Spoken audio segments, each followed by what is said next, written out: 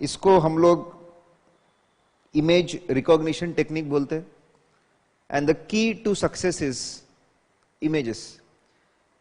देखो, मेमोरी है तो आपको ब्रेन को एनालाइज करना बहुत जरूरी है। Our brain effortlessly remembers images, effortlessly. इसीलिए ऐसा बोलते हैं कि जो जिस बुक से आप पढ़ते हो ना, एक बार अच्छे से पढ़ते हो, उसको आप हमेशा, या फिर जो बुक से पढ़ो उसको हमेशा उसको फॉलो करो। आजकल बच्चे नए नए कॉन्सेप्ट ला रहे हैं, पढ़ते एक बुक से, रिवाइज करते दूसरे बुक से। कमाल ही है। अभी तो उससे भी नया हो गया, उससे भी नया। पढ़ते एक बुक से, रिवाइज दूसरे बुक से, और आखिरी दिन जो पढ़ना है तो वो कैसे? मैराथन लेक्चर यूट्यूब से। भाई ये क्या होता है? ये क्या होता है? एक बार जिस चीज पे आप मेहनत करें उसी को बार बार देखो। ये तो क्या होगा, आपने जो मेहनत की है ना पहली बार वाली, वो काम ही नहीं आएगी। आपने पहली बार में 100 चीजें पढ़ी थी, वो आपने कुछ और चेंज किया, 100 में से सिर्फ 60 बच गई, और वो आपने मैराथन में सिर्फ 40 सुनी। करेक्ट? तो नहीं, सुपर रिवीजन लेक्चर मैं भी देता हूं, लेकिन कैसा है कि पूरा हर चीज उसमें होती है, जो अपन क्लास में रिकॉर्ड करवाते हैं हर चीज होती है, और आप सिर्फ पेजेस पलटते हो। बहुत इफेक्टिव है, लेकिन मेरा ऐसा मानना है कि जो आपने पढ़ा है वो आपने कवर करना चाहिए। आप बोलो ना आपको क्या चाहिए, ऑडियो, सुपर रिवीजन, सब कुछ रहता है, लेकिन उसको आप फॉलो करिए। नाउ बहुत ही सिंपल, तब याद रखने का तरीका, images. Images are very extremely important. Simple सी कहानी है, 4 सेलिब्रिटीज है, एक्टर एक्ट्रेस है, आपको पसंद हो ना पसंद हो उससे कोई फर्क नहीं पड़ता। करेक्ट? आपको सिर्फ इमेज ध्यान में रहनी चाहिए। तो पहली इमेज आपकी है नरगिस, ठीक है, नरगिस फकरी।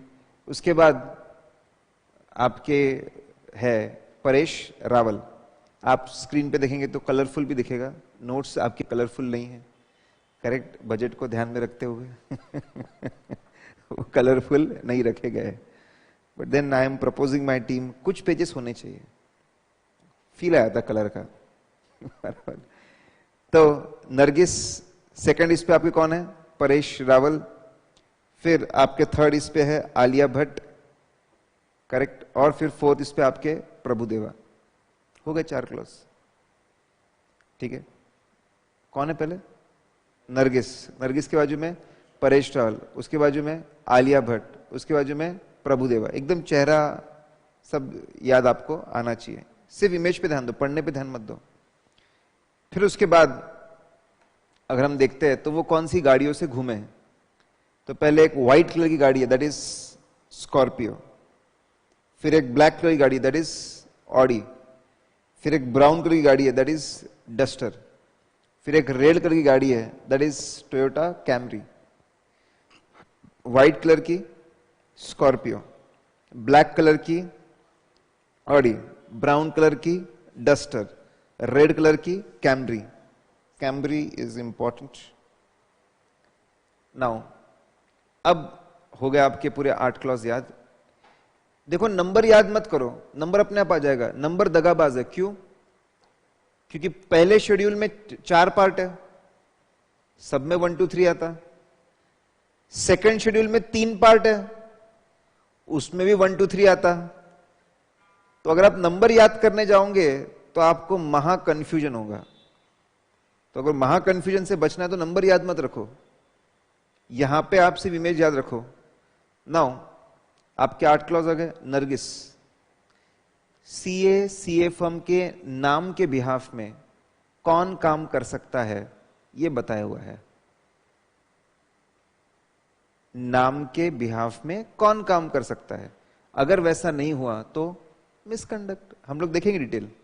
नरगिस के बाजू में परेश रावल, सीए फर्म किसको पे कर सकता है अपने फीस और प्रॉफिट का share, paying share of the fees and profit. Alia Bhatt, accepting share of the fees and profit, हम कौन से लोगों से एक्सेप्ट कर सकते हैं share of the fees and profit? Alia Bhatt के बाजू में प्रभुदेवा। हम पार्टनरशिप किसके साथ कर सकते हैं वो समझाया हुआ है क्लॉज नंबर 4 में। फिर है स्कॉर्पियो, ठीक है, क्विकली पहले 4 में। पहला, नरगिस नाम के बिहाफ में कौन काम कर सकता है? Paresh Rawal, paying share of the fees. Alia Bhatt, accepting share of the fees. Prabhudeva, partnership. फिर उसके बाद आपका व्हाइट स्कॉर्पियो, सिक्योरिंग वर्क। आपके लिए काम कौन ला सकता है? Securing work. स्कॉर्पियो के बाजू में ऑडी, आप एडवर्टीजमेंट नहीं कर सकते, ठीक है। आपके लिए मार्केट में कौन काम ला सकता है? That is securing work. Who can go, देखेंगे हम लोग। ऑडी, आप एडवर्टीजमेंट नहीं कर सकते। डस्टर, आप डेजिग्नेशन, दूसरा डेजिग्नेशन यूज नहीं कर सकते। सर डेजिग्नेशन दूसरा यूज नहीं कर सकते तो पहले भी आया था, 2 जगह कवर्ड है, सेक्शन 7 में भी कवर्ड है। अगर काउंटिंग करोगे 1 2 3 4 5 6 7, क्लॉज नंबर 7 में भी कवर्ड है, दोनों जगह कवर्ड है। दूसरा डेजिग्नेशन यूज नहीं कर सकते और आप अपने अचीवमेंट्स को हाईलाइट नहीं कर सकते, हम देखेंगे अभी आगे। Camry, communication with the previous auditor, आपको पुराने बंदे से एक बार कम्युनिकेट करना मैंडेटरी है काम लेने से पहले, भी देखेंगे। इस पॉइंट क्लियर? ये बात समझे आपको? तो बहुत ही सिंपल, बहुत ही आसान, और नंबर अपने आप आने हैं। सपोज आपको क्वेश्चन आता है करेक्ट पार्टनरशिप का, तो कौन सी इमेज है? प्रभुदेवा। 1 2 3 4। आपको क्वेश्चन आता है डेजिग्नेशन का, वो तो ही था 1 2 3 4 5 6 7। इमेज याद होना चाहिए, नंबर एफर्टलेसली आ जाएंगे, अपने आप आपके दिमाग में नंबर आ ही जाएंगे। Is point clear? नाउ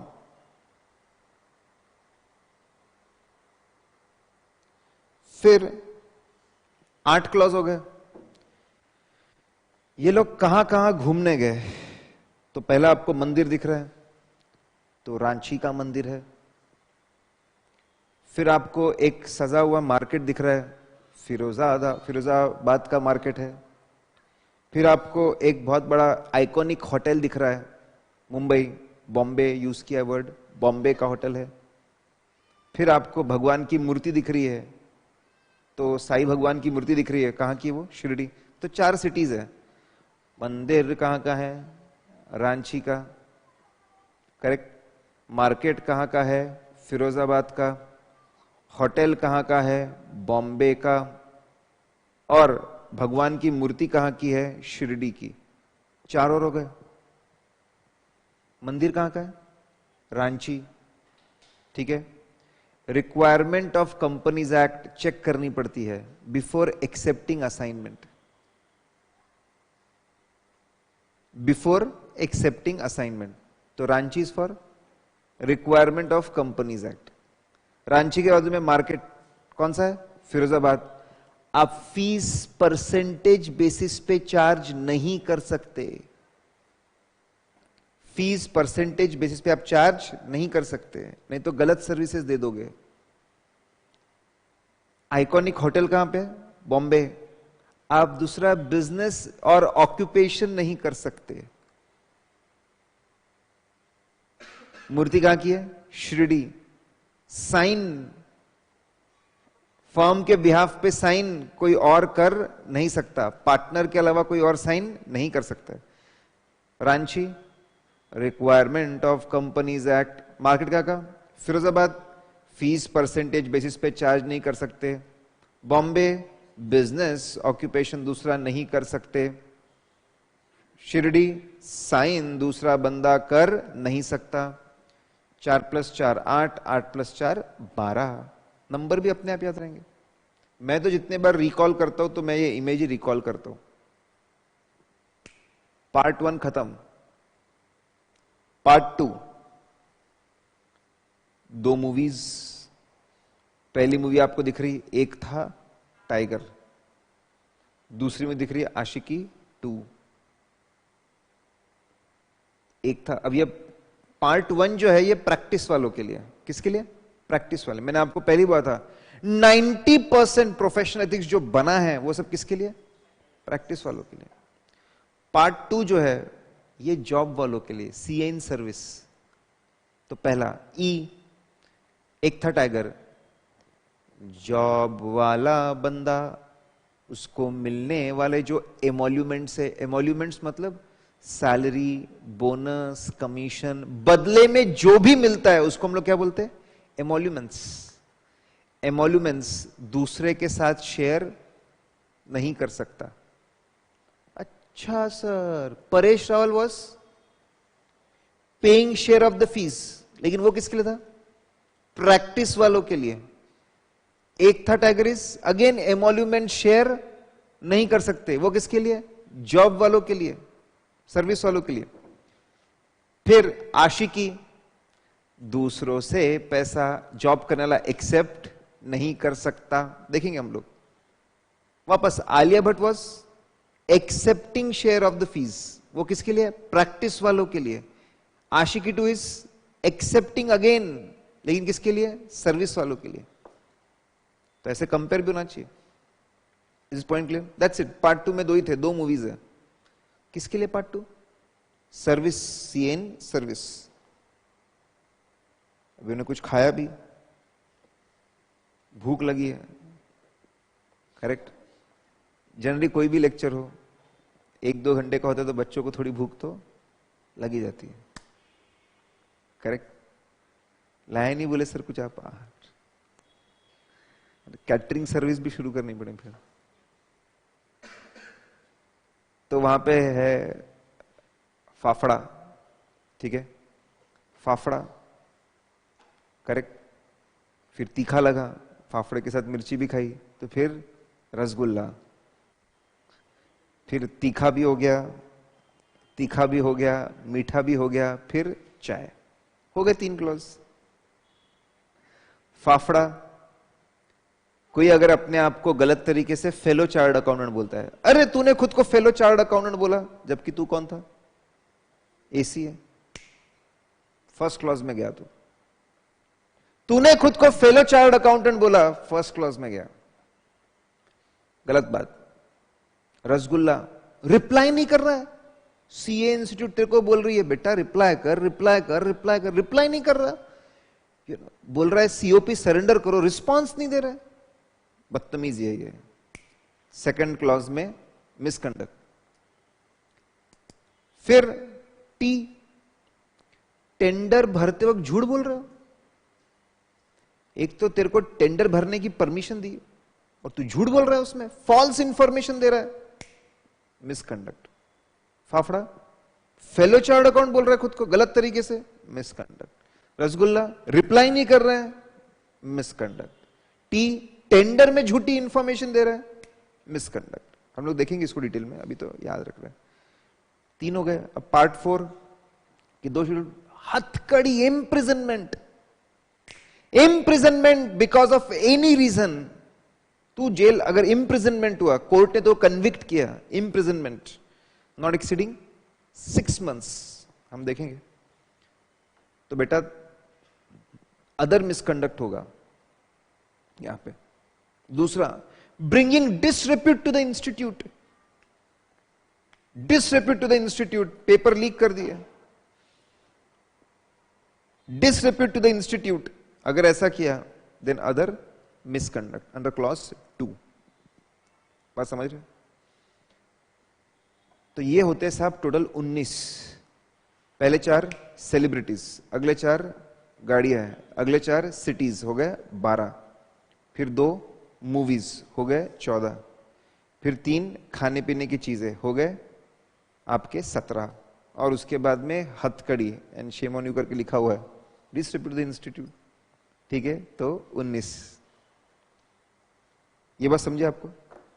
तो इस तरीके से अब ये भी 99% बच्चों को जम जाता है, कुछ लोगों को सिर्फ जमता नहीं है, जिनको इमेजेस से प्रॉब्लम है, रहते हो सकते कुछ, नहीं तो बाकी लोगों को तो जम जाता है।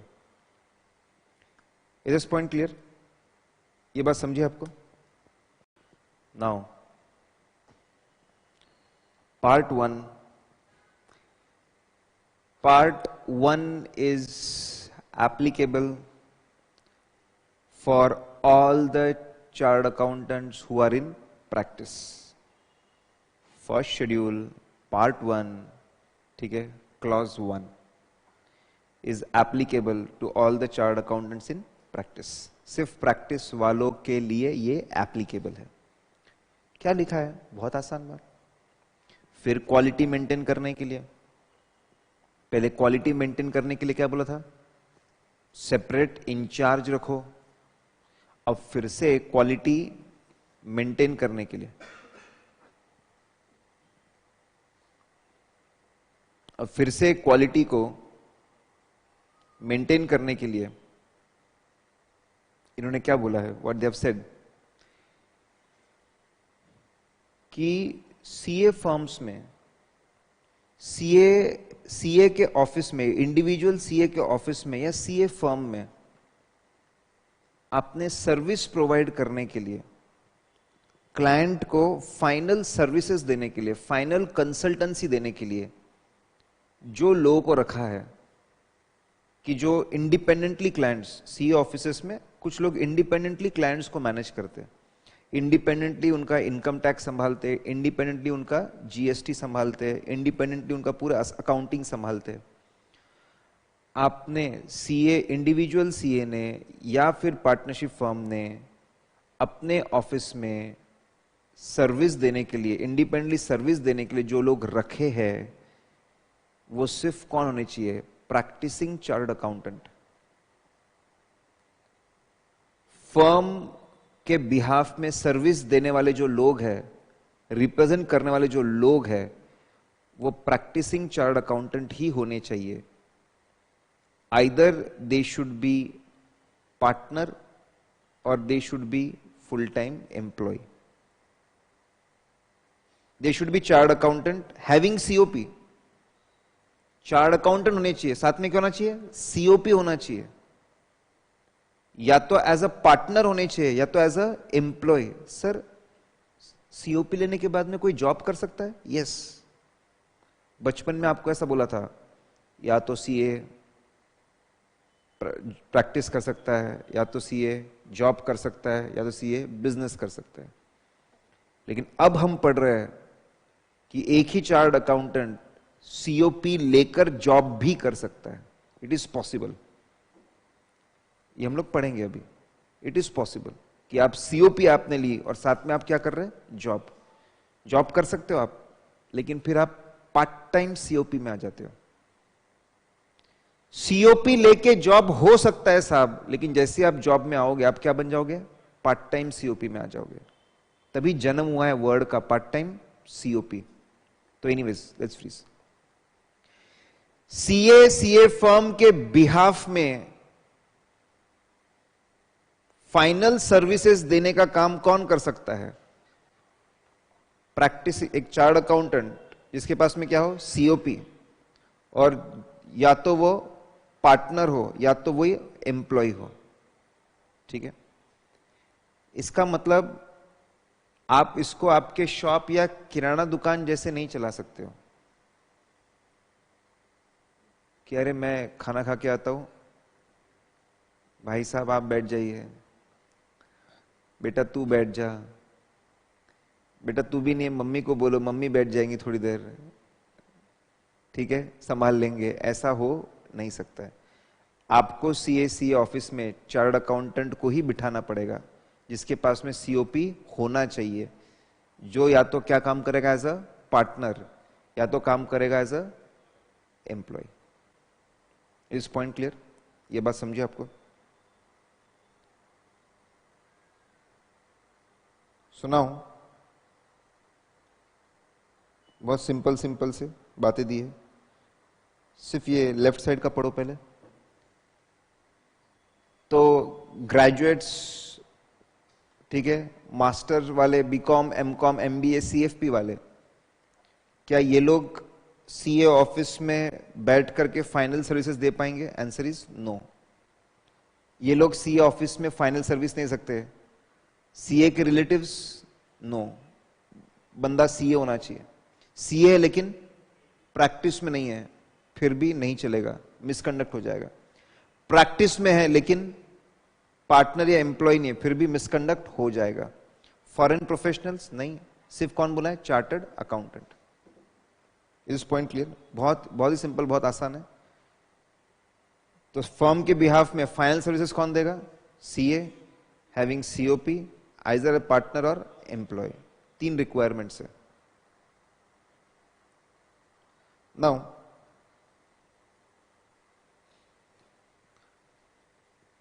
देखो, अनएथिकल एक्टिविटी मतलब ऐसा जनरली कभी कभी होता है कि भाई आपने कुछ गलत किया, इंटेंशनली गलत किया, जिससे सामने वाले को हर्ट हुआ, परेशानी हुई, नुकसान हुआ, उसको हम क्या मानते हैं? Unethical in general. इनका कहना है अगर तुमने ऐसा, इसके अगेंस्ट तुम गए, a chartered accountant in practice is deemed to be guilty of professional misconduct. अगर तुमने ऐसा किया तो हम डीम कर लेंगे कि तुमने क्या किया? प्रोफेशनल मिसकंडक्ट है। फिर वो जाने अनजाने में हो, इंटेंशनल हो या ना हो, किसी को नुकसान हो या ना हो, इसलिए हर क्लॉज के सामने वो ऐसी वर्डिंग यूज करते जो आपने यूज करनी चाहिए। A chartered accountant in practice will be deemed of guilty of professional misconduct if he allows any person other than chartered accountant, ठीक है, other than chartered accountant in practice, who is associated as a partner or employee of the firm. इसके अलावा अगर किसी और को तुम allow करोगे तो हम लोग, it will be deem that chartered accountant is guilty of professional misconduct. बात समझिए आपको सब? Is this point clear? आपने कोशिश करनी चाहिए, एक बार पूरा कॉन्सेप्ट समझ लो, कॉन्सेप्ट सब याद कर लो, पहली लाइन सेम आनी चाहिए, और उसके बाद कोशिश करनी चाहिए जितना क्लॉज को एज इट इज लिख सको उतना अच्छा। ठीक है?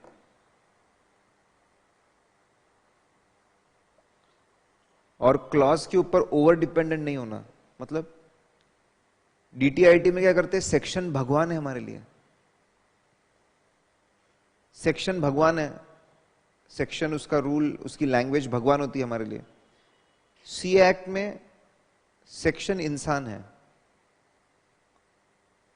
क्योंकि इसको गवर्न करने वाले और कुछ क्लैरिफिकेशंस होते हैं हमेशा, और क्लैरिफिकेशंस ऐसे होते हैं जो सेक्शन से भी थोड़े से अलग हो।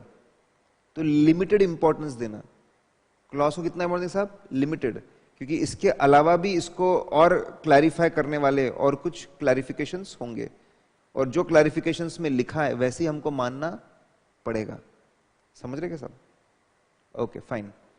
क्विकली पहला क्लॉज देखा हमने, first schedule part 1 clause 1। CA offices में, सीए फर्म्स में कौन रिप्रेजेंट कर सकता है? बिहाफ में कौन काम कर सकता है? फाइनल सर्विस कौन सकता है? सीए हैविंग सीओपी, पार्टनर और एम्प्लॉय। तीनों में से एक भी कंडीशन फुलफिल नहीं हुई तो बंदा क्या हो जाएगा? बराबर, he will be guilty of professional misconduct. अब देखो केसेस है नाउ, केसेस हमने देख लिए, क्लॉज भी देखा। नाउ नरगिस के बाजू में कौन था? परेश रावल। बहुत ही आसान, बहुत ही सिंपल, बहुत ही लॉजिकल, क्वालिटी मेंटेन करने के लिए पहला क्लॉज है। दूसरा, paying share of the fees. तुम अपनी कमाई किसके साथ शेयर कर सकते हो? क्योंकि जिसके साथ में तुम शेयरिंग करते हो वो तुम्हारे काम को इन्फ्लुएंस करता है, वो तुम्हारे काम को इन्फ्लुएंस करता है, और अगर वो तुम्हारे काम को इन्फ्लुएंस करता है तो वो एक बहुत ही अच्छा, होनहार, बुद्धिमान, शक्तिमान व्यक्ति होना चाहिए।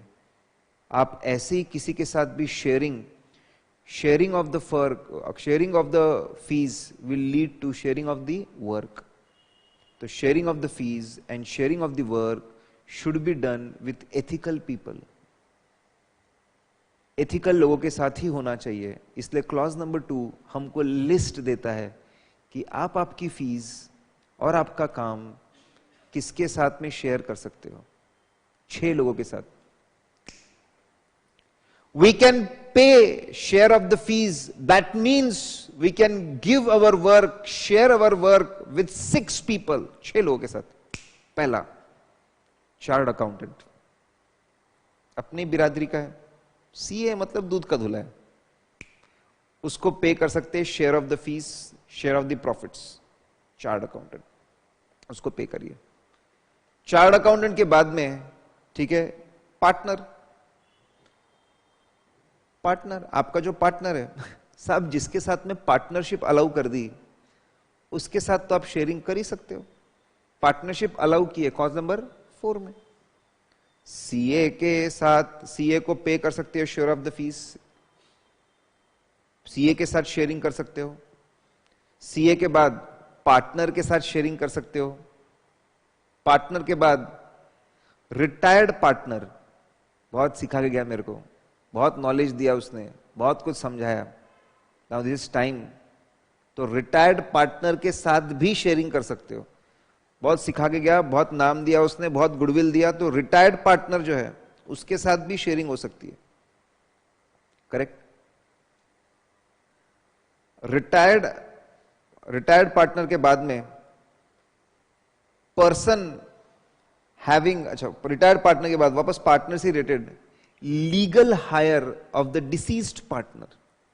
बेचारा कोई पार्टनर है जिसका स्वर्गवास हो गया, तो उसके जो लीगल हायर्स है उनके साथ भी शेयरिंग हो सकती है।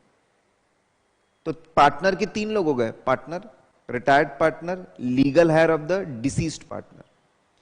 फिर इसके अलावा members of the prescribe bodies.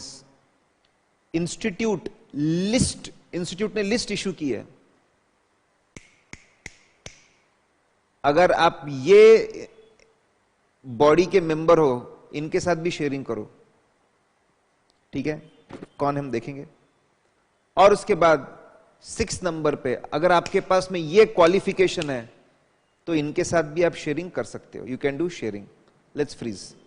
सबसे पहला सीए के साथ में शेयरिंग अलाउड है सबसे, फिर partner, retired partner, legal heir of the deceased partner. If it is given in partnership deed, it should be pre-decided, it should not be opportunistic, it should be pre-decided thing। और आपका members of the prescribed body and persons having specified qualification। अब उन्होंने बताया कौन सी prescribe body के members. तो साहब आप सिंपली ये याद कर लो, सीए कोर्स के साथ आप कौन से कोर्स करते हैं। सीएस करते हैं तो member of CS institute, CW करते हैं मेंबर्स ऑफ सीडब्ल्यू इंस्टीट्यूट, या फिर अब वो भी क्या हो गया, आईसीए है, member of institute of Cost Accountant of India, CW. फिर और क्या करते लोग, एलएलबी करते, member of bar council of India. फिर इतने लोग तो करते, फिर कुछ ही लोग एकदम रेयरेस्ट ऑफ द रेयर लोग क्या करते, एक्चुअरी का कोर्स करते। The members of Indian Institute of Actuary। और ये तो कोई नहीं करता, ठीक है, मतलब याद रखने के लिए इतने ठीक है। और इनके साथ अपना काम पड़ता रहता है, हम करवाते फाइनेंसिंग और ये बनाते बिल्डिंग्स, तो इनके साथ हमारा काम पड़ता रहता है। तो member of Indian Institute of architects, इनके साथ बोले काम बनता रहता है। जब जब फाइनेंसिंग होती है तो आर्किटेक्ट्स प्ले इंपॉर्टेंट रोल, तो बोले इनके साथ भी शेयरिंग आप कर सकते हो। तो 5 लोग हैं साहब, 4 कोर्स तो हम ही करते हैं और एक के साथ काम पड़ता रहता है। Indian Institute of Company Secretary, Indian Institute of Cost Accountant of India, Bar council of India, Indian Institute of Actuary and then Indian Institute of Architecture. ये 5 एथिकल लोग हैं, अच्छे लोग हैं, इनके साथ में शेयरिंग कर डालो। रेगुलेशन 53A है जिसमें लिस्ट दी हुई है मेंबर्स ऑफ प्रिस्क्राइब बॉडीज। फिर पीपल हैविंग क्वालिफिकेशन, उसमें 5 लोग रिपीट होते हैं। सिर्फ फर्क क्या है? कंपनी सेक्रेटरी, कंपनी जो company secretary, CWA CMA, CWA CMA बोलिए, LLB, जिसके पास CS के क्वालिफिकेशन है, CWA क्वालिफिकेशन या LLB के क्वालिफिकेशन है, या फिर उसने एक्चुअरी की एग्जाम पूरी की है, या फिर आर्किटेक्ट की एग्जाम, 5 रिपीट हो रहे हैं। फर्क क्या है दोनों में? एक में मेंबर है और एक में मेंबर नहीं है, सिर्फ क्वालिफाई हुआ है। CS की सिर्फ एग्जाम पास की है, मेंबरशिप के लिए आपको आर्टिकलशिप भी करनी पड़ेगी, मेंबर नहीं बने हैं। इनके साथ भी शेयरिंग, क्वालिफाइड बंदा है ना, बहुत है, शेयरिंग कर ले बेटा। Qualified CS, qualified cost accountant, qualified आपका LLB, क्वालिफाइड आपका एक्चुअली, क्वालिफाइड आर्किटेक्ट, 5 लोग रिपीट किया। सिर्फ क्वालिफाइड लोग है तो भी चलेगा। क्वालिफाइड है ना, बहुत है हमारे लिए, बोले बहुत सहा है इसने, बोले कर दो शेयरिंग। और 2 लोग और ऐड किए उन्होंने, अलग से 2 लोग और ऐड किए, क्योंकि इनकी, ठीक है, BE BTech, BE BTech, BE होता है नॉर्मल कॉलेजेस से, बीटेक होता है आपके नेशनल इंस्टीट्यूट से। जो नेशनल इंस्टीट्यूट है ऑफ टेक्नोलॉजी, जैसे VNIT है, VNIT, जो भी नेशनल इंस्टीट्यूट्स ऑफ टेक्नोलॉजी है, वो कहते हैं बीटेक, ठीक है। तो इंजीनियर्स बेसिकली BE और बीटेक वाले, मतलब इंजीनियर्स, इनके साथ भी शेयरिंग कर सकते। करो करो बोले शेयरिंग। MBA के साथ भी शेयरिंग कर सकते हैं, करेक्ट। तो शॉप फ्लोर पे काम करने वाला इंजीनियर है, उसके साथ भी शेयरिंग कर सकते हैं। एकदम टॉप ऑफिस में फ्लैश मारने वाला MBA है, उसके साथ भी हम शेयरिंग कर सकते हैं। 2 लोगों का एंट्री हो गया, 7 लोग हो गए, 5 रिपीटेड, 7। पॉइंट क्लियर है सब? This point clear? Now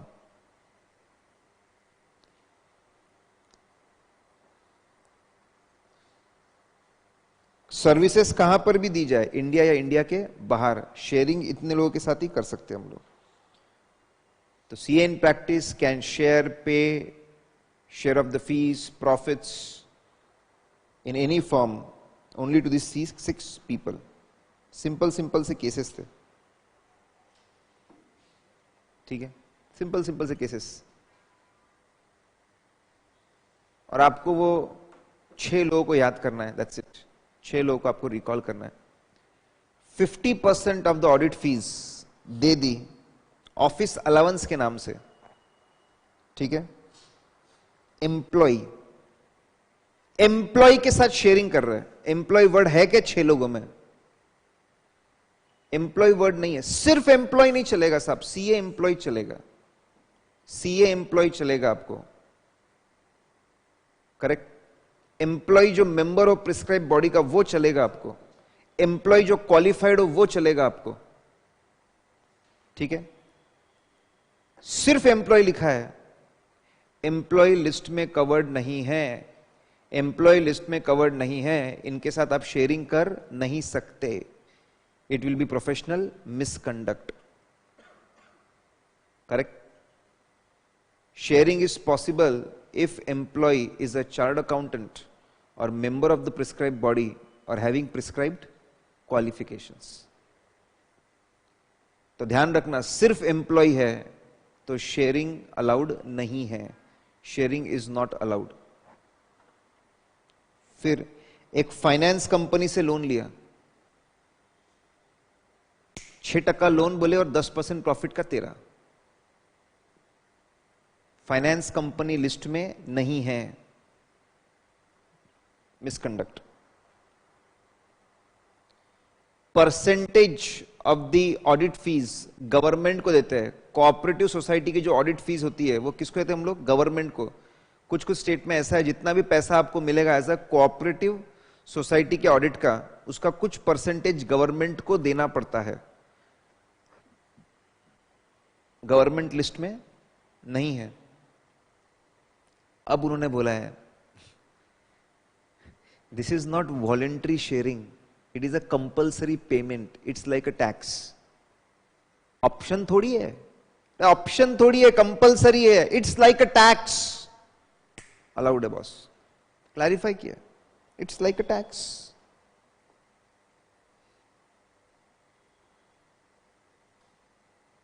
It's not a voluntary payment. It is like a tax. It is allowed, absolutely fine.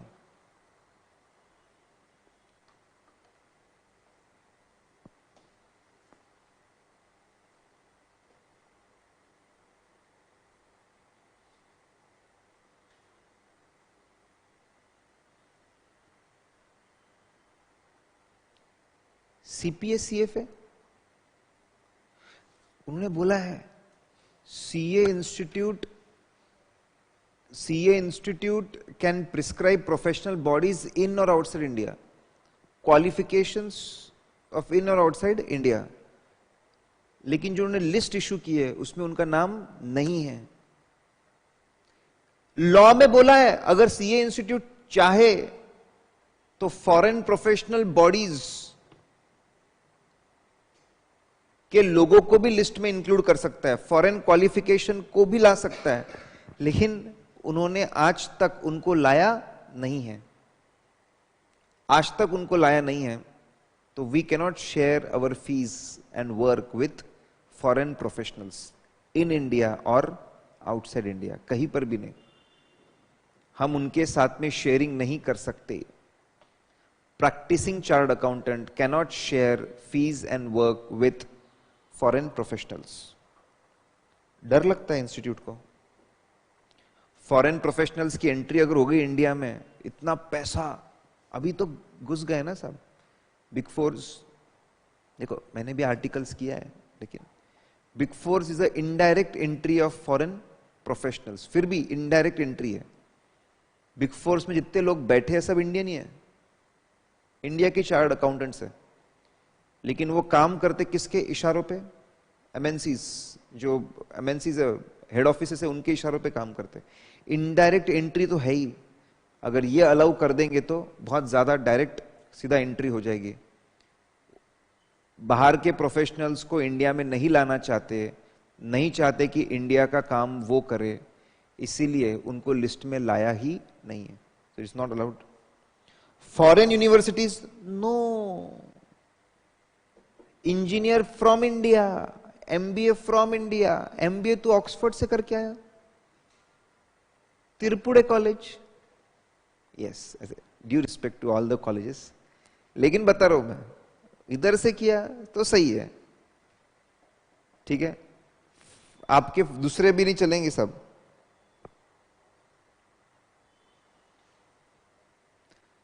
Partner dies and widow is part, जो उनकी विडो थे, लीगल हायर है उनके, उनको पे किया share of the fees, partnership deed में दिया था, चलेगा? यस, एब्सोल्युटली फाइन, बिल्कुल चलेगा, कोई प्रॉब्लम नहीं है। Is this point clear?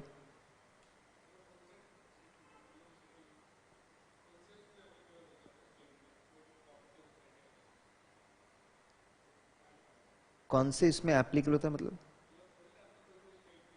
हाँ, तो कौन से स्टेट से ऐसे जहां पे देना पड़ता है? अब अभी कौन से स्टेट है? महाराष्ट्र में पहले देना पड़ता था, अभी तो नहीं है, लेकिन पास्ट में ऐसा, मतलब उन्होंने क्लैरिफिकेशन इशू करके रखा है, अभी रिसर्च करना पड़ेगा कौन से स्टेट्स में ऐसा होता है, ठीक है? Not aware about the list exactly कहाँ कहाँ ऐसा होता है, इतने सारे स्टेट्स है, उन सब के कोऑपरेटिव सोसाइटी एक्ट रूल्स वो भी कंटिन्यूसली चेंज होते रहते हैं, ठीक है? So not relevant for us, मतलब honestly I do the research which is relevant for exam. Okay, नहीं sir, I am very happy. Sir बोले सर प्रैक्टिकल लाइफ में भी तो क्या होता होगा, जितना लिमिटेड हमारे रिलेवेंट है उतना हम लोग देखेंगे। ओके, नाउ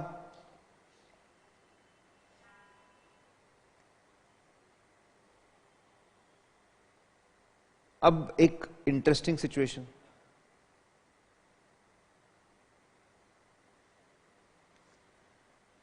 सपोज एक प्रोप्राइटर था, प्रोप्राइटर थे,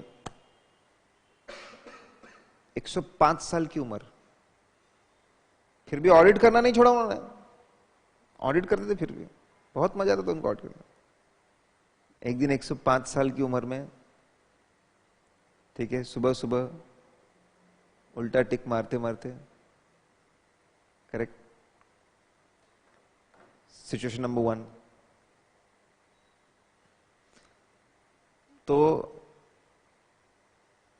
हमारे होनार कुछ यंग चार्ट अकाउंट बहुत होशियार रहते हैं, ऐसी सबकी लिस्ट बना के रहते हैं, कितने लोग उम्र में बहुत ज्यादा हो गए चार्ट अकाउंटेंट्स, करेक्ट। तो ऐसा होता है 105 साल चल बसे, तो फिर ये यंग सीए जाते हैं वहां पे, 1 महीने बाद बहुत बुरा हुआ, और 10-15 साल जी के जाते, और 120-25 होते तो अच्छा लगता। घर वाले भी देख रहे, भाई ये कौन है इतना स्नेह लगाव कहां से आ गया इसको। जो गए वो भी बहुत संतुष्ट थे अपने लाइफ से, बहुत जी के गए, बोले बहुत सीखा मैंने उनसे, बहुत सीखा, और मैं चाहता हूं, बोले उनका नाम हमेशा अमर रहे। क्या क्या बक रहा है ये, मैं चाहता हूं कि उनकी लेगेसी कंटिन्यू हो, ठीक है भाई, चाहते क्या हो, उनका फर्म का नाम मुझे दे दो, फर्म का नाम, फर्म के राइट्स, फर्म के क्लाइंट्स, उसके डॉक्यूमेंट्स, वो ऑफिस, सब कुछ मुझे दे दो, सब मुझे दे दो। मैं उसमें मेरे क्लाइंट भी लाऊंगा, मेरे बहुत है, वो भी लाऊंगा, और जितना भी पैसा कमाऊंगा उससे 20% आपका शेयरिंग। देखो, पैसे में बिल्कुल इंटरेस्ट नहीं मेरे को, उनका नाम रहना चाहिए, उनका नाम चलता रहेगा, क्योंकि मैं चलाऊंगा, क्योंकि सच्ची बात है कि मेरे को तो कोई जानता है नहीं लेकिन ये नाम बहुत है। तो पॉइंट इज, लीगल हायर के साथ में प्रॉफिट शेयरिंग की बात हो रही है, will that be allowed? Yes, no, will that be allowed? Yes कि नो? हाँ सर बोले आइडिया अच्छी, मैं तो उसके बारे में सोच रहा हूं, आप दूसरी बातें बाद में सोचेंगे। Will that be allowed? Yes, no? No? Why no? We are sharing with legal hire.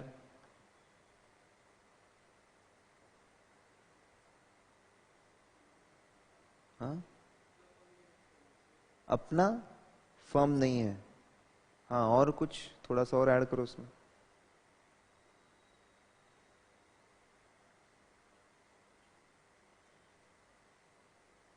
Okay, जो नया सी आया उसका और जिनकी डेथ हुई उनका आपस में पार्टनरशिप का रिलेशन था ही नहीं,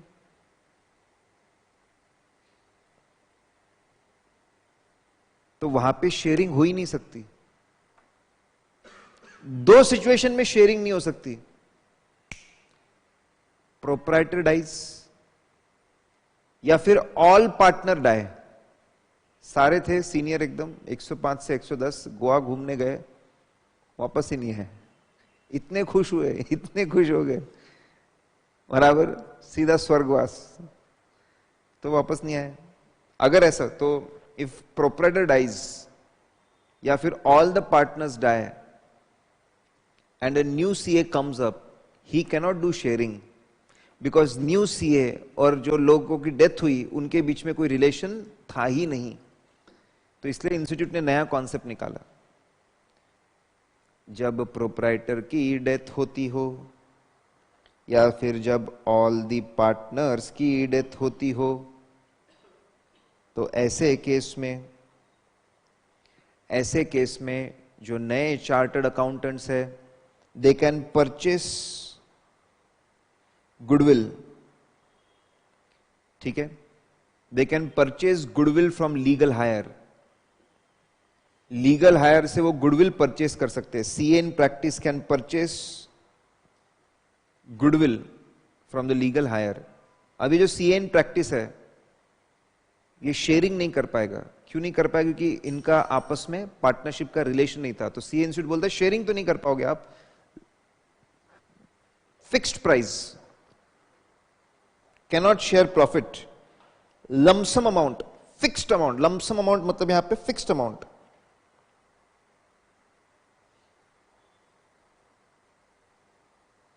शेयरिंग इज नॉट पॉसिबल, बोले आप फिक्स्ड अमाउंट में खरीद डालो। ये अमाउंट आप वन सिंगल पेमेंट में भी कर सकते हो, वन शॉट, या फिर आप इंस्टॉलमेंट में भी दे सकते हो। And they should not be linked with the fees.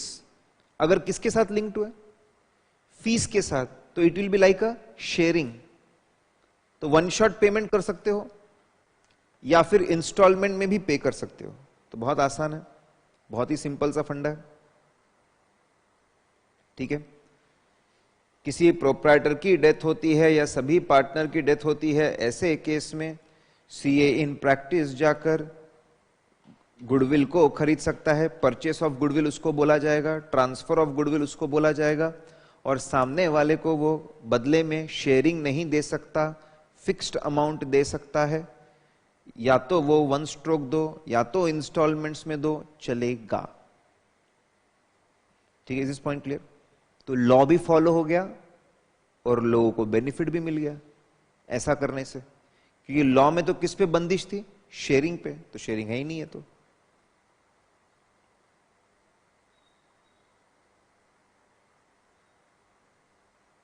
ये बात समझिए। आपको प्रोसीजर क्या होगी? प्रोसीजर बहुत ही सिंपल, बहुत ही सिंपल है।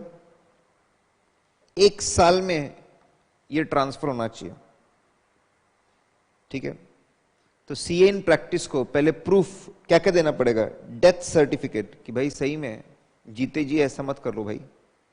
प्रूफ देना पड़ेगा कि इनका स्वर्गवास हो चुका है। फिर दूसरा, succession certificate, will, legal higher certificate, affidavit sworn bye legal higher. Proof देना पड़ेगा कि लीगल हायर कौन है। सक्सेशन सर्टिफिकेट के हिसाब से या विल के हिसाब से, correct, who is the proper legal higher. Certificates will बताकर बताना पड़ेगा कि लीगल हायर कौन है। पहले ये प्रूव करना पड़ेगा डेथ हो चुकी है, फिर ये प्रूव करना लीगल हायर कौन है। Draft sale deed, transfer of goodwill की ड्राफ्ट सेल डीड भेजनी पड़ेगी, ये डॉक्यूमेंट्स भेजने पड़ेंगे। डेथ का प्रूफ, लीगल हायर का proof, draft sale deed, clear cut बताना पड़ेगा कितने अमाउंट में खरीद रहे हो, कितने अमाउंट में और कब पेमेंट करने वाले हो। फिर लीगल हायर कोई ऑब्जेक्शन नहीं है, ये भी, ये सारे डॉक्यूमेंट सबमिट करने पड़ेंगे।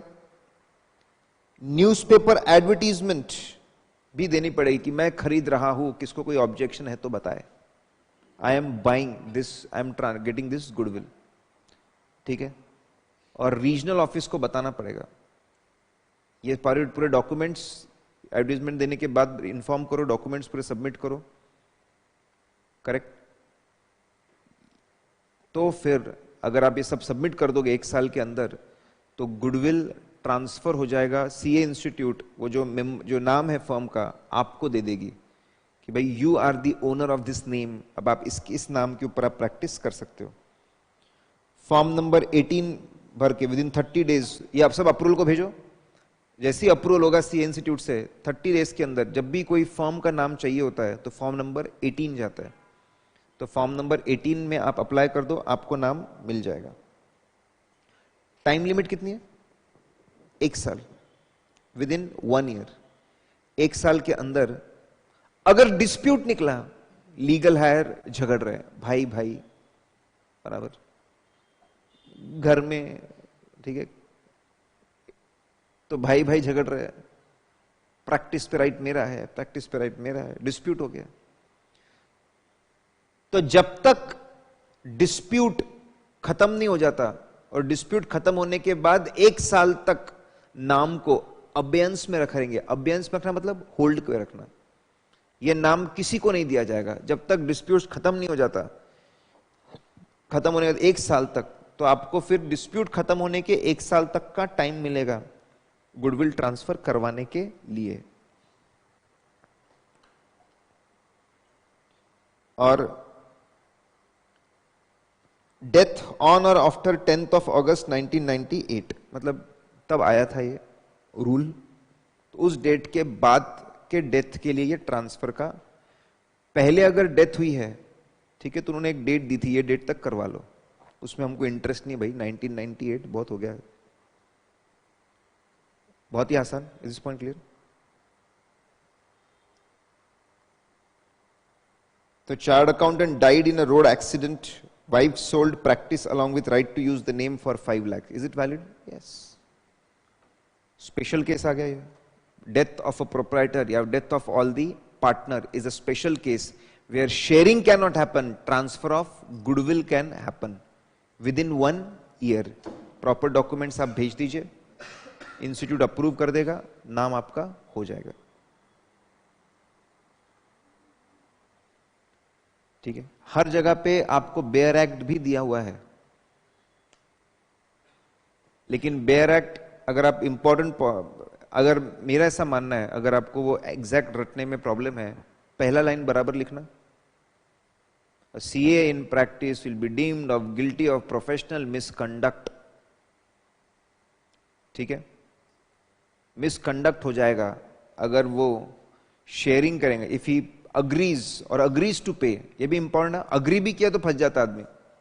agrees or agrees to pay share of the fees or any profits or come in the form of commission, bonus, brokerage, कोई भी to person other than these, इन लोगों के अलावा किसी और को दिया, ठीक है, फॉर सर्विस इन इंडिया और आउटसाइड इंडिया। उसके केसेस भी देख लिए हमने। अच्छा, कुछ लोग भगवान को पार्टनर बनाते, पता है आपको? हाँ, बालाजी भगवान को पार्टनर बनाते हैं। प्रॉफिट जितना भी बिजनेस में प्रॉफिट कमाएंगे 10% आपका, मतलब भगवान को बोल देखो आप भी पार्टनर हो, धंधे को अच्छा चलने दो। हाँ, 10% भगवान का। या फिर कुछ लोगों ने तय करके रखा है जितना भी कमाऊंगा 50% वाइफ को दे दूंगा घर चलाने के लिए। तो कर सकते क्या? सर भगवान का नाम तो है नहीं लिस्ट में। भगवान का नाम तो है नहीं, वाइफ और हस्बैंड एज द केस में भी उनका नाम भी है नहीं, फिर कैसे? हाँ, आपको ये क्लॉज अगर सॉल्व करना है तो 6 नाम दिमाग में होने चाहिए, फिर शेयरिंग कर सकते नहीं कर सकते? वो बोल रहा है रूल वूल सब बाजू में गया, बोले वाइफ के साथ शेयरिंग करना जरूरी है, नहीं तो बहुत मारेगी, बोले पकड़ पकड़ के शेयरिंग करना ही है। बोले मेरे को कुछ नहीं समझता, मैं वो कॉमन सेंस समझता, बोले sharing is mandatory. Answer is yes, that is not professional sharing, it is application of money, application of income. ये प्रोफेशनल शेयरिंग नहीं है। ये किसको लगता है? हमारे प्रोफेशनल वर्क को लगता है। शेयरिंग विद गॉड और family members is not professional work, it is allowed. लिख लो वहां पे, शेयरिंग विद गॉड और family members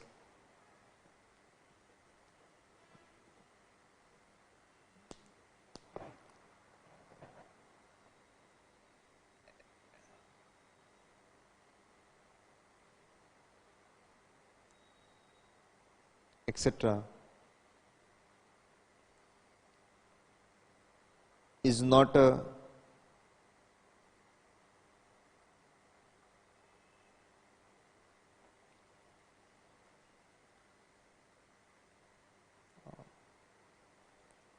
a professional work.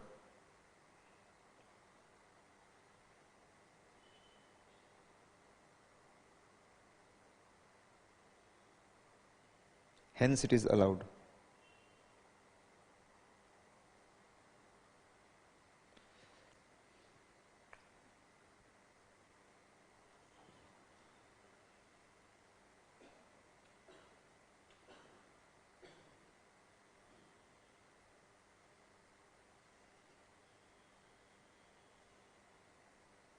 ठीक है।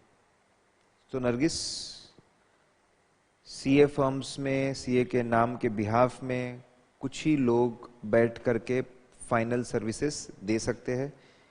3 चीजें, he should be CA, having COP, should be A partner और एम्प्लॉय, फिर से क्वालिटी को मेंटेन करने के लिए, ठीक है। Second, Paresh Rawal paying share of the fees, सिर्फ कितने लोगों को? 6 लोगों को। उसमें भी प्रोफेशनल बॉडीज कितनी है? 5, और क्वालिफिकेशंस कितने हैं? 7। उसमें कौन एक्स्ट्रा है? 2 इंजीनियर्स और एमबीएस। वैसे आपको एक बात बताऊं,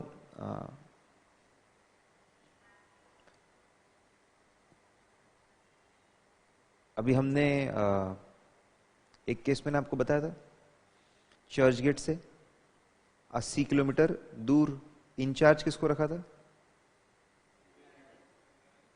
income tax officer, income tax officer या फिर रिटायर्ड ब्रांच मैनेजर। एक तो उसको एग्जेम्पशन नहीं है,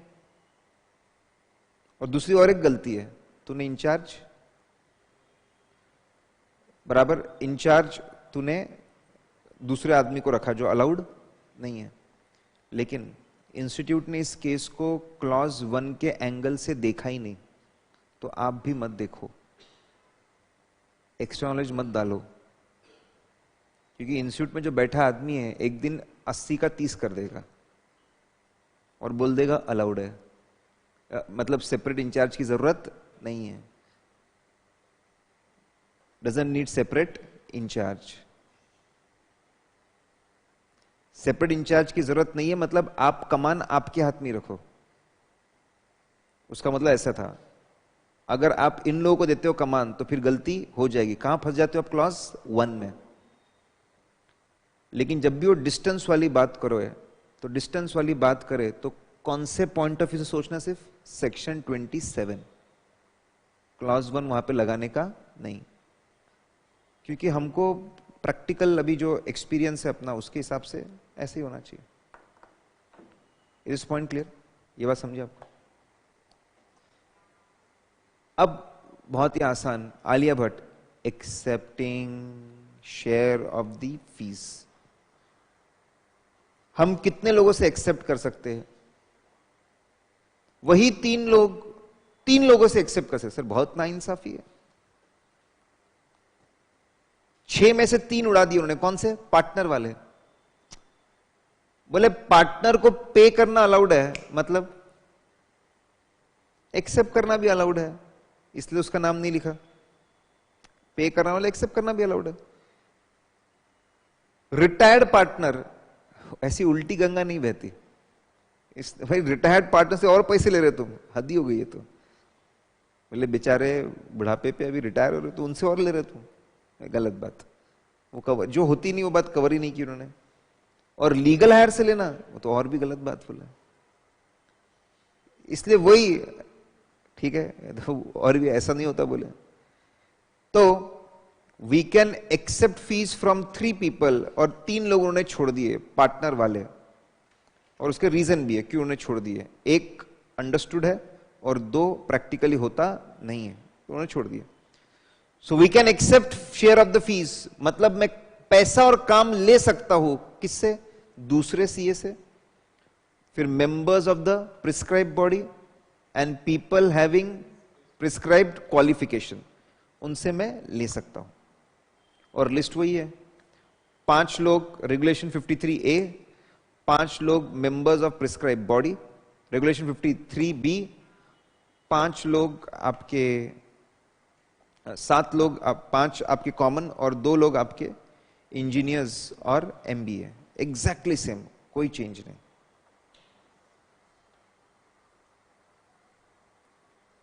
तो ये सही है।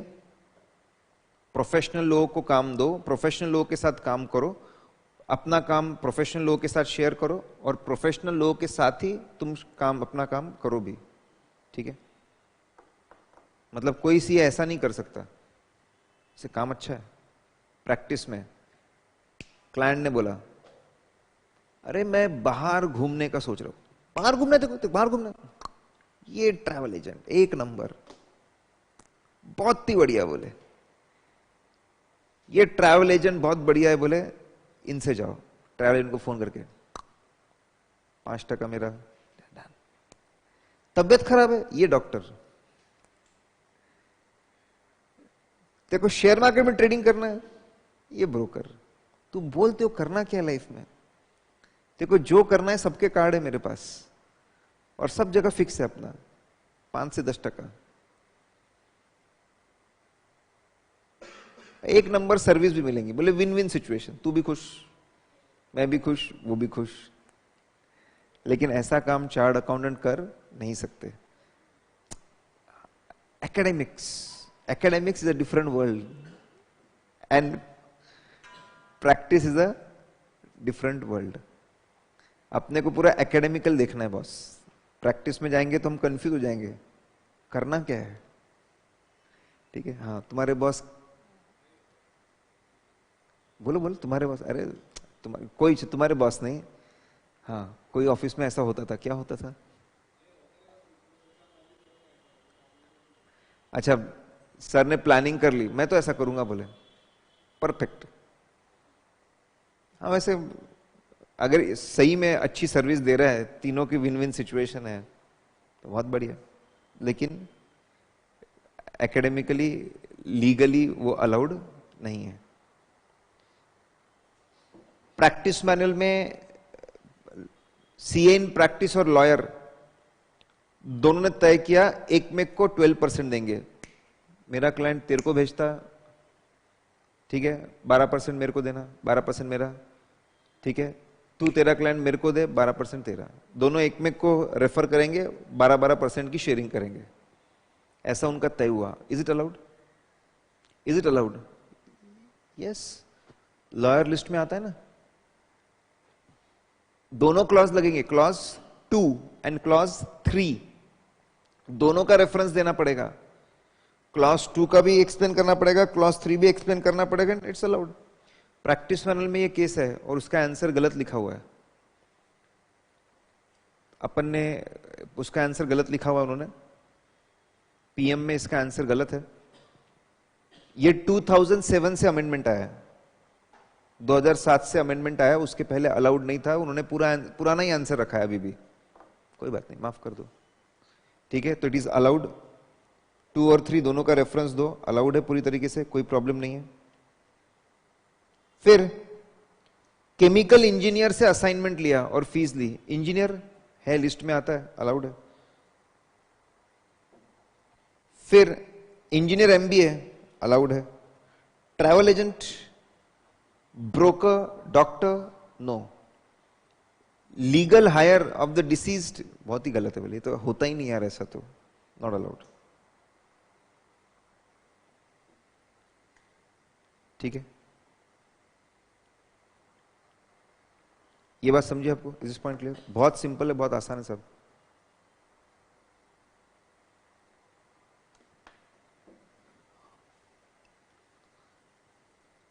नाउ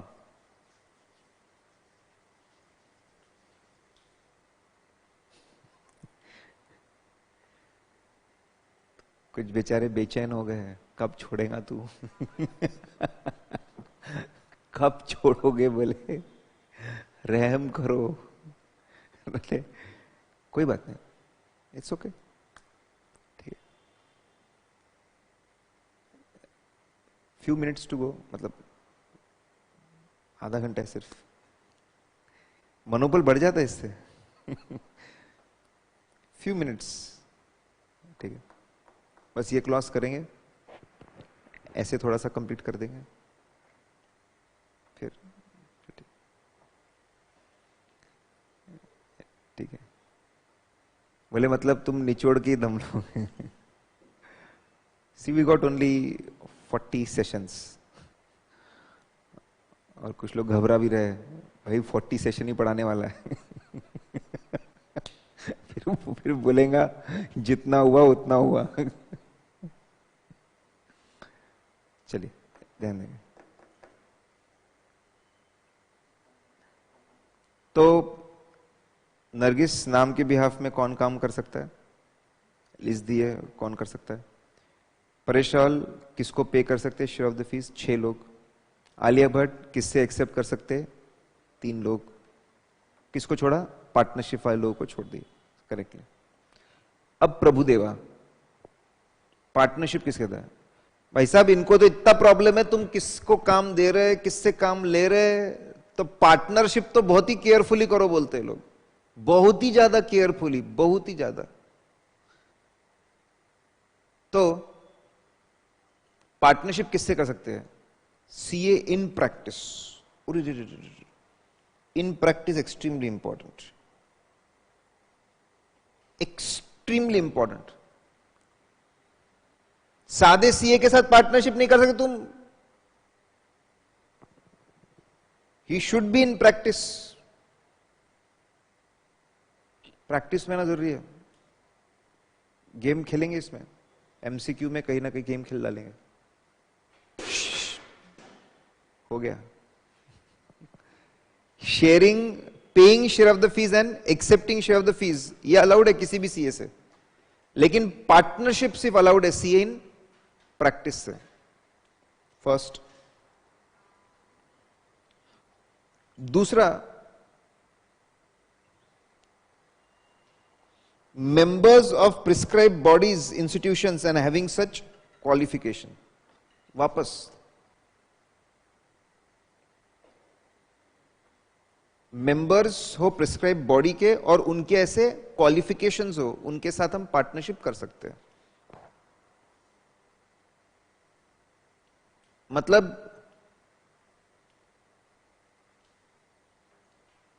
वो बोलना चाहते हैं,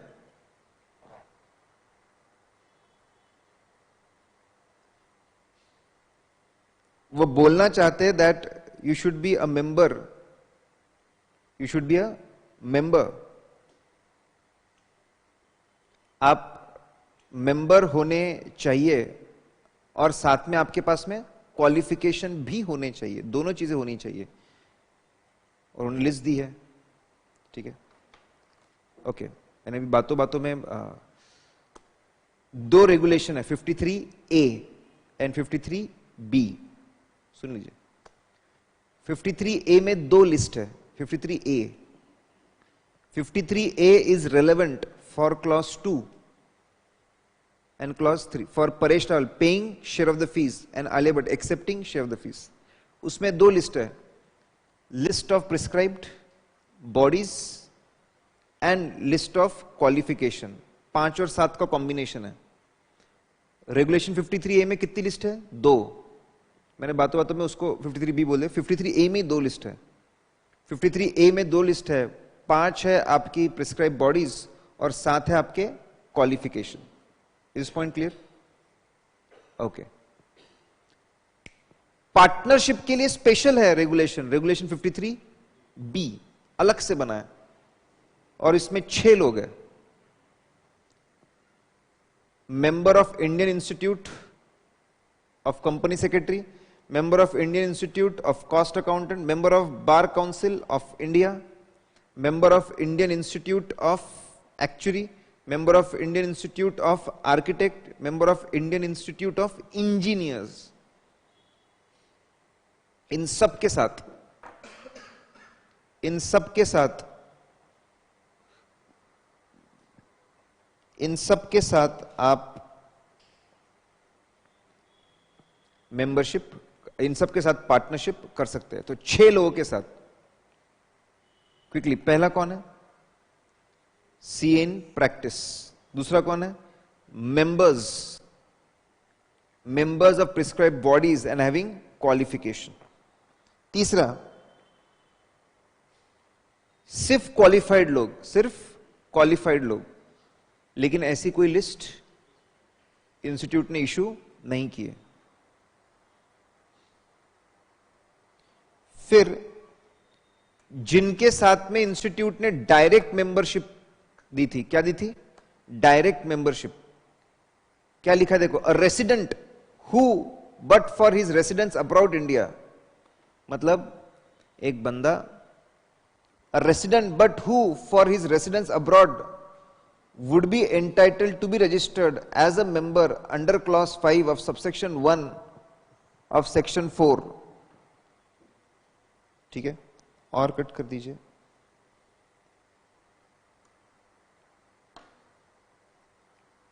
डायरेक्ट मेंबरशिप का लिसन, क्या बोलना चाहते हो कि पुराने जमाने में 1997 तक इंस्टीट्यूट ने बोला था कि कुछ लोगों को डायरेक्ट मेंबरशिप मिलेगी, आप सिर्फ मेंबर बन जाइए, आप सिर्फ मेंबर बन जाइए फॉरेन इंस्टीट्यूट के। अगर आप फॉरेन इंस्टीट्यूट के मेंबर बने हो तो ऑटोमेटिकली आप इंडिया में भी क्या बन जाएंगे, मेंबर बन जाएंगे। या फिर एमओयू, आज भी एमओयू के अंदर भी लोग इंडिया में, ठीक है, एमओयू में आकर के वो इंडिया के मेंबर बन जाते, इंडिया के मेंबर बन जाते हैं। मतलब बोलना चाहते हैं कि कभी कभी ऐसा होता है, कुछ नॉन रेसिडेंट्स है, कौन है, कुछ नॉन रेसिडेंट्स, ठीक है, वो इंडिया में आके हमारे साथ काम करते हैं, इंडिया में आके हमारे साथ काम करते हैं, उनके साथ, और वो मेंबर बन चुके हैं इंस्टीट्यूट के मेंबर बन चुके हैं, या तो डायरेक्ट मेंबरशिप में या तो किसमें, एमओयू में, उनके साथ भी आप पार्टनरशिप कर सकते हैं। इन शॉर्ट, अगर किसी को डायरेक्ट मेंबरशिप मिली हुई है इंडियन इंस्टीट्यूट की, या फिर कोई एमओयू के अंदर मेंबर बना है, एमओयू के अंदर मेंबर बना है, ऐसे लोगों के साथ में भी आप पार्टनरशिप कर सकते हो। क्विकली 4 लोग हो गए। पहला कौन, सीए इन प्रैक्टिस के साथ, या फिर members of prescribed bodies having qualification. कितने मेंबर, कितनी प्रोफेशनल बॉडीज है, 6। फिर उसके बाद में हैविंग क्वालिफिकेशन, उसकी कोई लिस्ट नहीं है। फिर आपको चौथा, ऐसे लोग जिनको डायरेक्ट मेंबरशिप मिली है या फिर एमओयू के अंदर मेंबरशिप मिली है, ऐसे लोगों के साथ में भी, ऐसे जो नॉन रेसिडेंट्स है, इनके साथ में भी आप पार्टनरशिप कर सकते हो। इस पॉइंट क्लियर, ये बात समझे आपको?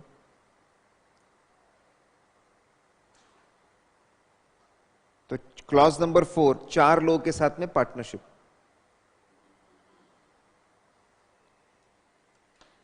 ये पार्टनरशिप कहीं पर भी हो, सब जगह लगेगा। पार्टनरशिप इंडिया में करो या इंडिया के बाहर करो। नाउ फॉरेन प्रोफेशनल्स के साथ पार्टनरशिप हो सकती है क्या? 4 लोग हैं, रिकॉल करो, कभी भी क्लॉज अप्लाई करना है, recall. Foreign professional CA in practice में आते नहीं, प्रिस्क्राइब प्रोफेशनल बॉडीज में है नहीं, प्रिस्क्राइब क्वालिफिकेशन में है नहीं, ठीक है। क्या ये लोग डायरेक्ट मेंबरशिप वाले हैं? नहीं। एमओयू वाले हैं? नहीं। तो क्या हम इनके साथ पार्टनरशिप कर सकते हैं? नहीं। सीपीए सीएफए लोग जो है, सीपीए सीएफए एसीसीए, ये कहीं पर भी कवर नहीं होते, हम उनके साथ पार्टनरशिप नहीं कर सकते। फिर वो पार्टनरशिप इंडिया में हो या इंडिया के बाहर हो।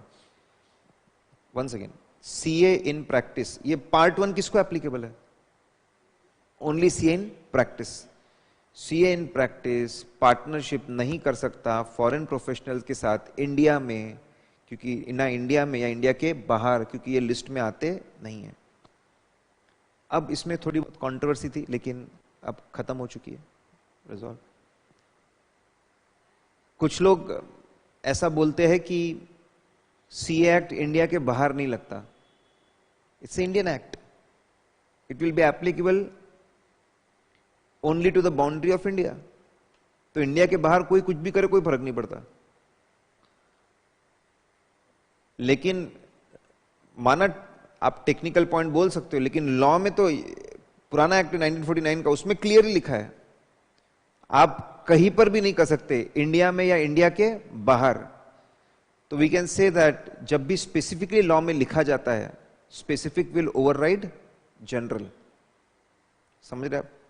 तो कोई कंफ्यूजन नहीं है, इंडिया के पार्टनरशिप को भी ये क्लॉज लगेगा, इंडिया के बाहर कोई पार्टनरशिप है तो उसको भी ये क्लॉज लगेगा। और दोनों जगह आप पार्टनरशिप नहीं कर सकते फॉरेन प्रोफेशनल से।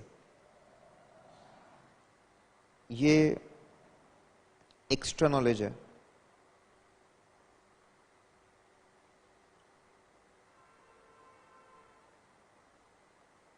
मतलब ही सी है कैटेगरी।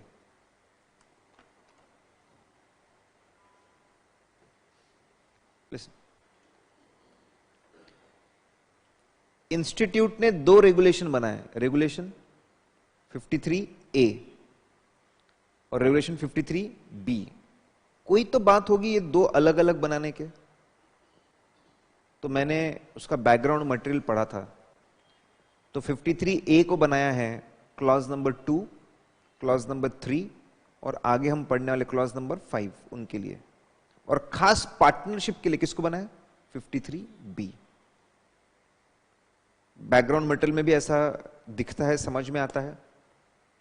और पार्टनरशिप को अलग से 53B का हेडिंग अगर देखते हैं तो उसमें लिखा भी है, this list is for partnership. तो इंस्टीट्यूट का जो बैकग्राउंड मटेरियल है, उनकी जो ड्राफ्टिंग है, उनकी जो वर्डिंग्स है, उससे साफ साफ समझ में आता है कि 53A बनाया गया clause number 2 paying share of the fees, clause number 3 accepting share of the fees, clause number 5 securing work. इन लोगों से हम काम भी सिक्योर कर सकते हैं। और खास क्लॉज 4 के लिए कौन सा रेगुलेशन है? 53B। एकदम क्रिस्टल क्लैरिटी वर्डिंग्स के हिसाब से भी और बैकग्राउंड मटेरियल के हिसाब से भी, और ये 2 इंटेंशन बनाने के लिए भी, वो सबके हिसाब से। और सभी प्रोफेसर इसी को मानते हैं। लेकिन एक गलती है, रेगुलेशन 53A के नीचे उन्होंने लिखना चाहिए था for clause 2, clause 3 and clause 5, और B के नीचे लिखना चाहिए था फॉर क्लॉज 4 खास पार्टनरशिप के लिए। लेकिन लिखते वक्त उनके हाथ से गलती हो गई। 53A के लिए लिख दिया, उसके नीचे भी लिख दिया it is for clause 4 also, 2, 3, 4, 5। अच्छा नहीं लग रहा, बोले बीच में गायब है। सर मतलब आप बोलना क्या चाहते हो? मतलब गलती से उन्होंने 53A बोला किसके लिए है? 4 के लिए भी है। How is that possible? आपने खास पार्टनरशिप के लिए क्या बनाया? 53B। इंटेंशन ही वो था खास पार्टनरशिप के लिए। आप क्या बनाओ? 53B। 53A ही लगाना था तुमको पार्टनरशिप के लिए, तो फिर B बनाए क्यों? तो सर ये सब क्यों डिस्कस कर रहे हैं? लॉजिकली रीजनेबल इंटरप्रिटेशन के हिसाब से 53A इज फॉर 2, 3 एंड 5, और खास पार्टनरशिप के लिए भी 53B। लेकिन लिटरली अगर मैं बोलूं, टेक्निकली, तो पार्टनरशिप के लिए दोनों रेगुलेशन आ गए, 53A एंड B। फिर मतलब ही क्या रहा? अगर आप ऐसा करोगे तो क्या फर्क पड़ेगा? MBA के साथ में भी पार्टनरशिप अलग हो जाएगी। अगर उनका इंटेंशन ऐसा होता तो बैकग्राउंड मटेरियल में कहीं पे लिखते, लेकिन ऐसा इंटेंशन नहीं है। इनफैक्ट लिखा है बैकग्राउंड मटेरियल में कि हम नहीं चाहते कि पार्टनरशिप हो किसके साथ? MBA के साथ। सर इसका जिस्ट क्या हुआ? इसका जिस्ट ये हुआ, लॉजिकली ड्राफ्टिंग के हिसाब से, पैटर्न ऑफ ड्राफ्टिंग के हिसाब से 53B is only for clause 4 and you cannot do partnership with MBA। लेकिन एक टेक्निकल गलती की वजह से ऐसा लगता है कि हो सकता है, जिसको मैं सपोर्ट करता नहीं हूं। करेक्ट?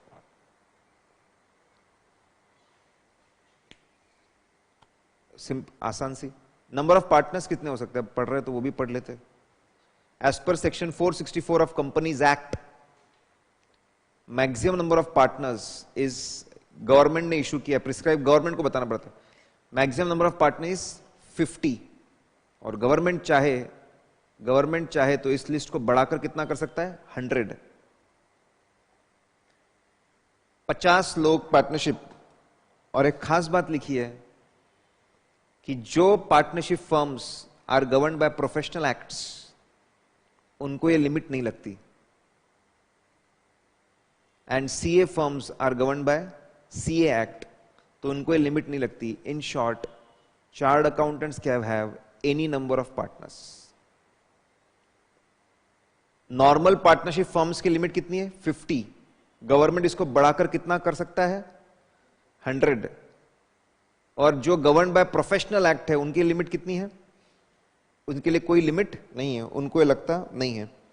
HUF को लिखा है exceptions.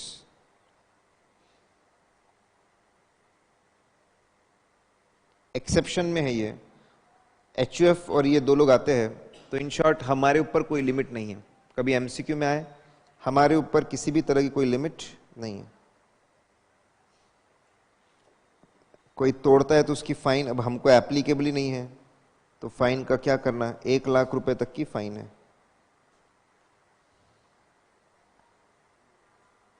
Quickly, CA practising in India enters in partnership with CPA USA। गलत। इंडिया में हो या इंडिया के बाहर हो, आप पार्टनरशिप कर नहीं सकते। क्रॉस दिया है। CA practising outside India enters in partnership, वहां पे ग्रीन टिक दिखा हुआ है, उसको कट कर दो। पहले कंफ्यूजन था, उसको कट कर दो, और उसका एक्सप्लेनेशन भी कट कर दो।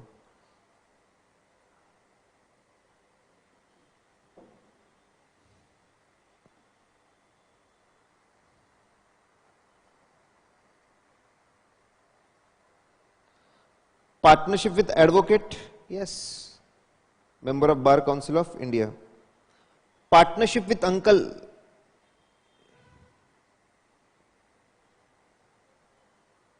To run textile business, not allowed.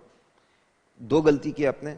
एक तो आपने अंकल के साथ पार्टनरशिप की, रिलेटिव के साथ पार्टनरशिप अलाउड नहीं है, रिलेटिव लिस्ट में आते नहीं है।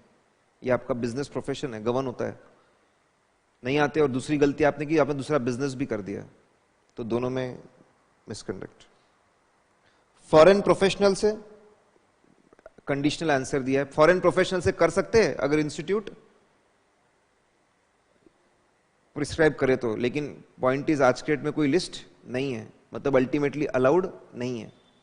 ठीक है, तो वो आंसर देते वक्त इंस्टीट्यूट ने क्लैरिफिकेशन निकाला, हाँ बोले कर सकते हैं अगर लिस्ट में हो, लेकिन लिस्ट में तो नहीं है, तो वहां पे लिख दो ultimately not allowed.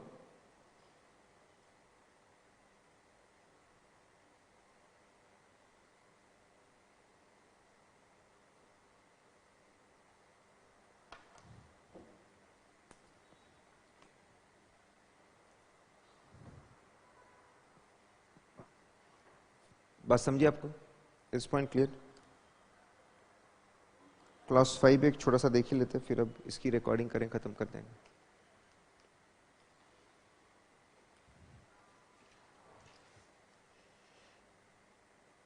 Now class number 5, CA firm के लिए कौन काम ला सकता है? CA फर्म्स में दो काम होते हैं भाई, एक रहता है काम करना और एक होता है काम लाना। लाना मतलब एडवर्टीजमेंट तो कर नहीं सकते, फिर आप एडवर्टीजमेंट नहीं कर सकते लेकिन नेटवर्किंग कर सकते हो। इसलिए आप देखोगे CA फर्म्स में ऐसा होता है, एक पार्टनर होते हैं वो सिर्फ फ्लैश मारने के लिए होते हैं। हर इंस्टीट्यूट के प्रोग्राम में जाएंगे, हर इंस्टीट्यूट के प्रोग्राम में जाएंगे, हर शादी में जाएंगे, हर शादी में 2-2 घंटे रुकेंगे, 2-2 जिम में जाएंगे, सिर्फ नेटवर्किंग करना है। हर शादी, हर त्योहार, हर इंस्टीट्यूट के प्रोग्राम में, हर समाज में उठना बैठना करेंगे। बेचारी मैयत तो हर मैयत भी जाएंगे। ये सब तरीके हैं लोगों के साथ नेटवर्किंग। जितना आप लोगों से मिलेंगे उतना लोगों के दिमाग में आप रिफ्रेश होते जाओगे और उतना लोग आपसे जुड़ते हैं। और जब भी ज़रूरत है किसी की काम देने की या कोई एडवाइस काम देने की, कोई भी ज़रूरत हो काम लेने देने की, आपको याद करेंगे। तो ये घूमते ही रहता है। और एक पार्टनर होते हैं जो ऑफिस में मर मर के काम ही करते रहते हैं। This is a modus operandi. तो CA में एडवर्टीजमेंट तो अलाउड नहीं है, लेकिन नेटवर्किंग करना है, या फिर क्लाइंट बुलाता है तो क्लाइंट के पास जाना है। कौन जा सकता है? प्रोस्पेक्टिव क्लाइंट आपको बुलाता है, आइए बात करिए, तो कौन जाकर बात कर सकता है? कौन आपके लिए काम ला सकता है? तो आपके लिए काम ला सकता है खुद सीए जा सकता है, नंबर 1, वो तो ठीक है, अलग समझ में है, अंडरस्टूड है। Work can be secured by CA himself, और पार्टनर काम ला सकता है साहब, और बहुत ही प्रोफेशनल लोग ही पार्टनर हो सकते हैं, पार्टनर ला सकता है या एम्प्लॉय भी ला सकता है, और होता है ऐसा। बड़ी बड़ी कंपनीज टेंडर लाती है प्रोफेशनल सर्विसेज का, और जाके प्रेजेंटेशंस देने पड़ते हैं। तो नेटवर्किंग का काम, क्लाइंट से जाके बात करने का काम खुद करिए, पार्टनर से या एम्प्लॉय। एजेंट नहीं रख सकते आप। CA firms cannot keep agents. जब मार्केट में घूम घूम के काम ला, मैं तो कमीशन दूंगा। Agents not allowed. नेटवर्किंग करना है, पार्टनर से करवाइए, खुद करिए, पार्टनर से करवाइए, या फिर आप एम्प्लॉय से करवाइए। एजेंट आप नहीं रख सकते। एजेंट्स आप बना करके कि भाई मैंने एजेंट्स बना दिए, नॉट अलाउड। और ये लोग जो जाएंगे भी, 3 लोग जाएंगे, ये 3 लोगों ने एथिकल मीन्स यूज करने चाहिए। ब्राइब देना गलत काम, बंदूक लेके जाना, कोअर्शन गलत काम। एथिकल मीन्स, इस पे एक बहुत ही इंटरेस्टिंग केस था, जबरदस्त लगा लेकिन मेरे को। एग्जाम का क्वेश्चन है, एक सीए गया, 5 बैंकों से 3-3 लाख का लोन ले लिया और पैसे दे ही नहीं रहा वापस। अब जैसे भी लोग आते हैं बैंक वाले, पैसे तो नहीं है, काम करवा लो। 3-3 लाख काम करवा लो, ऑडिट करवा लो, रिटर्न फाइल करवा लो, रिकॉर्ड्स रखवा लो, कुछ भी करवा लो। आइडिया सही लगा। बोले मैं आपके लिए बोल रहा हूं, आपके पैसे रिकवर हो जाएंगे, सेट ऑफ मार देना आप। क्या दिमाग है, प्री पेमेंट ऑफ फीस। मतलब अब लोग तुम्हारे पीछे भाग रहे हैं, काम कर दो, काम कर दो। जैसे होटल में होता है, तुम खाना खाया, आपने पैसे नहीं दिए तो बर्तन मंजवा लो। वैसे ही इंस्टीट्यूट ने बोला this is not ethical means. ये सही तरीका नहीं है कि आप एक बार पैसे ले रहे हो, फिर 2 लोगों को दौड़ा रहे हो। पैसे जिधर को काम करा ले, एथिकल मीन्स नहीं। नॉट रिस्ट्रिक्टिंग 2, 3 and 4, मतलब बिंदास आप paying, this is not a restriction. Paying and securing, paying and receiving fees, paying share of the fees, accepting share of the fees, partnership जैसी चलनी है वैसी चलेगी, उसको क्रॉस नहीं कर रहे हम। सिर्फ सिक्योरिंग वर्क को हम लोग गाइड कर रहे हैं। बात समझ रहे, बहुत आसान। क्या एजेंट रख सकते हैं? नो। कोअर्शन एथिकल मीन्स में आता? नो। लोन ले लिया, लोगों को भगवा सकते पीछे अपने? No. Bribe? No. Identifies mistake in financial statement, demands more work to hide it. मेरा दोस्त है, करता है ऐसा हो। पहले गलती निकालता है, फिर गलती निकली बोले ड्राफ्ट रिपोर्ट बनाता है, छाप दूंगा और काम दो। अगले साल का अपॉइंटमेंट लेटर भी प्रिंट कराता है। बोला भाई हादी हो गई है तेरी, बहुत ही गिरा हुआ आदमी। वो बोले तो क्या। Hacks government website, answer is no. ये सब किस में आएगा साहब? अनएथिकल एक्टिविटीज में आएगा। एथिकल मीन्स होना चाहिए। चलिए रिकॉर्ड करेंगे।